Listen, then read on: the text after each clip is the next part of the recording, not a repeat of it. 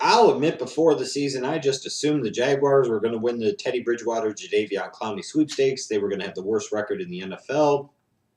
They were going to get the number one overall pick. They were going to maybe be a threat, legitimately so, to challenge Detroit's place as an 0-16 team.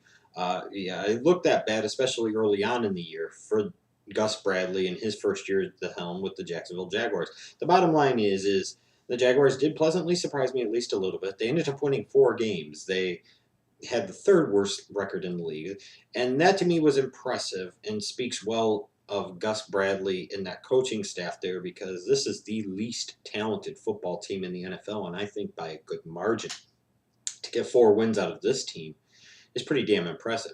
After they started off 0-8 and they looked like boo boo, they did have that game where they really stuck a good game to Denver, and that's where I really started to think, they played hard here. They weren't intimidated by Peyton Manning and the Broncos. They went into Mile High, and they made them play all 60 minutes.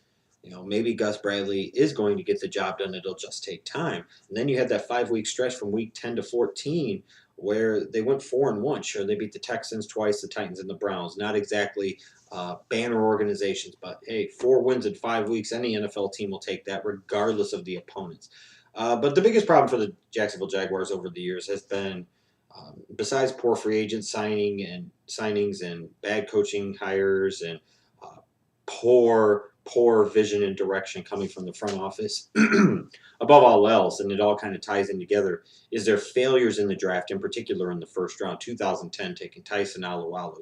Before that, talk about trading up monstrously high to take a guy like Derek Harvey. He was a bust. Alualu, they took a guy who was projected to be a second-round pick. They took him 10th overall. So dumb.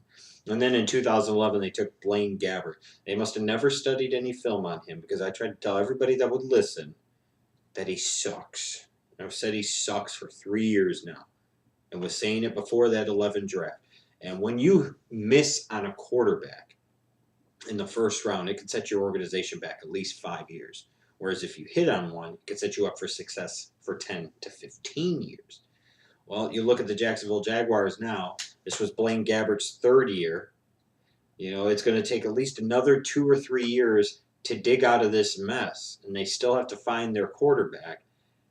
It proves what I said to be true. If you miss on that first-round quarterback, it sets you back so many years. Blaine Gabbert sucks. They didn't even bother trying to give him a full chance. They saw just a little bit of him. They said, no, this guy's terrible. No more Blaine Gabbert, period. Then you look at 2012, their first-round pick, Justin Blackmon. He's a special talent, a very, very talented player, a guy with all the makings and all the tools to be a number 1 NFL wide receiver. It's somebody you would want to be that number 1 weapon for your young franchise quarterback. One thing I've always liked about Justin Blackmon is I've always felt, going back to his days at Oklahoma State, that he played big in big-time games. And you look at that Denver game. He played a monster game. He showed up. He dominated Denver's defense, and he was one reason why they were able to stay in that game. I thought Blackmon was going to, after he came back from his 4-game suspension, he was going to right his personal ship. He had beaten the demons, and he was going to have a nice year and prove himself to be a number 1 wide receiver that this Jaguars offense and team in general, the organization, could count on, depend upon, build around in the future. But unfortunately, Blackmon can't stay sober. He can't beat these demons, and it's so sad. And ultimately, he's showing that he can't be trusted. I hope he rights the ship, and I hope he can pull his shit together. I hope he can sober up, because the Jacksonville Jaguars need him to be able to do that. To be able to sit there and say, Blaine Gabbert flamed out and was a total bust, and then the next year turn around and take a guy with the 5th overall pick and say, yeesh, he didn't work out because he couldn't keep himself clean and sober. That's not good. And then you look at this year's first-round pick. They took Luke Joeckel, 2nd overall, when a lot of people were assuming a pass rusher or this or that. They didn't bother drafting a quarterback at all in any rounds of their draft. But there goes Luke Joeckel, plays a couple of games and gets hurt and misses the rest of the season. What a big disappointment. It's the stuff like that that bad organizations seem to have happened to them, because in some ways they make it happen to themselves. You look at the numbers for this team offensively.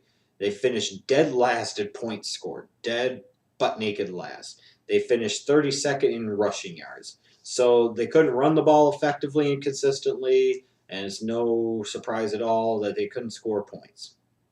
And that's the way it is. Defensively, they finished 30th in points allowed, 25th in total yards allowed, tied for last in the league with the Chicago Bears in sacks of the opposing quarterback at 31. A brutal year on both offense and defense. The numbers just flat out aren't good. And when you look at this team, the bottom line is what Gus Bradley and that front office in Jacksonville needs, and their owner Khan, what they need is they need to hit it right, and hit it huge in the 2014 NFL Draft.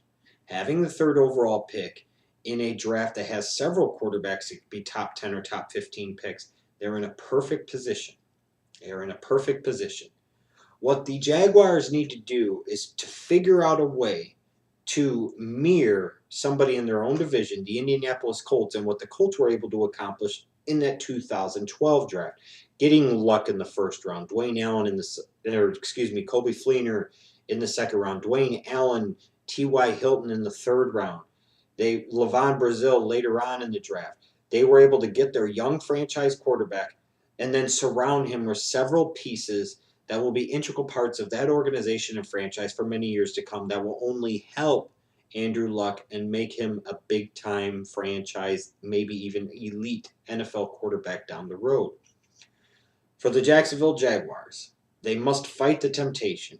If Jadeveon Clowney is there at the third overall pick, I know Gus Bradley would have to be salivating and chomping at the bit to sit there and take a guy like Clowney, who has special pass rush capabilities. He has special impact player, Pro Bowl, All-Pro type of talent and potential. And for a Jaguars team that for so many years, the pass rush has been their biggest bugaboo. All the high picks they've spent on the guys like the Quentin Groves and the Derek Harveys and the Andre Branches and the Tyson Alualus, and their pass rush is still god-awful bad. I get the urge to want to take Jadeveon Clowney. But Jaguar fans should know this, and people in the Jaguars organization should know this, and if they don't, listen up and let the Schleich Daddy educate you here for a second. You must find your young franchise quarterback in the first round, period. Those people in Jacksonville, the Jacksonville Jaguars as an organization, they need a star. They need a beacon of hope. They need somebody to be the identity, the face of that franchise. And the best way to do that is not with some fucking defensive end who picked and chose his moments to play as a junior at South Carolina. It's by getting a young franchise quarterback that can lead your team for the next 10 to 15 years. You must realize that Maurice Jones-Drew has had his time. He was a very good player, but it's time to move on. You need to find a feature running back that can actually help your young franchise quarterback. You need to find a more athletic, more consistent, bigger playmaking tight end than what you have in guys like Mercedes Lewis and Clay Harbor. You must find a big play wide receiver at either A, could potentially replace Justin Blackmon if you have to move on from him, or B, if a Justin Blackmon is able to come back in 2014 and be healthy and sober, you've got somebody along with Blackmon and Cecil Shores that all of a sudden you look at the Jacksonville Jaguars and you say, man, they've got some weapons on the offensive side of the football. They might not be good yet, but they're going to be someday, and they're going to be a young, exciting, athletic team that has the ability to put some damn points on the board. The Jaguars have to figure out which direction they want to go. Are they want to go in the direction of the way they've done business in the past, and that has obviously been a complete fucking failure? Or are they going to do things the right way, do their research, do their due diligence, understand that Clowney is not the man, Clowney is not the right pick for you? You must, and I emphasize again, must find that young franchise quarterback in the first round. You must draft him. Do not trade for Kirk Cousins. Do not do this. Do not sign somebody like Ryan Fitzpatrick. Do not re-sign Chad Henne to be anything more than your backup. You must find that young franchise quarterback, and then you must find the running back of the future. A top-tier wide receiver, big play potential, an athletic tight end that can line up all over the place and create mismatches. Get that quarterback and surround him with young talent that can grow with him and play with him for the next 8, 10, 12 years. That's how the Jacksonville Jaguars can show marked improvement in 2014 and start to slowly build themselves up back to legitimacy and be the team that eventually could contend with Indianapolis ahead of the Texans and the Titans in that AFC South as the cream of that division. That's the choice facing the Jacksonville Jaguars. I don't know if there's ever been a more important draft for this organization. If there has been, I'd like to know what it was, and don't give me their first one. This, to me, is the most important draft. You have lots of quarterbacks out there that could be drafted in the first round. The Jaguars have the 3rd overall pick, so they can get one of them. This is a draft that is deep in wide receiver talent.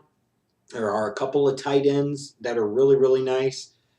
So there are guys there, and there are always going to be running backs that you could find in the 3rd, 4th, 5th, 6th round that can end up being big-time feature backs for you. Remember, Maurice Jones-Drew out of UCLA was a 2nd-round pick. So you can do it, Jacksonville, but you have to go down the right path. Avoid that temptation of trying to fix your pass rush, excuse me, that you've tried to fix for so many years. You must start with quarterback and build around that. That's your quickest and best and most effective and longest lasting, most impactful way to rebuild your organization and, frankly, do it in a really big hurry.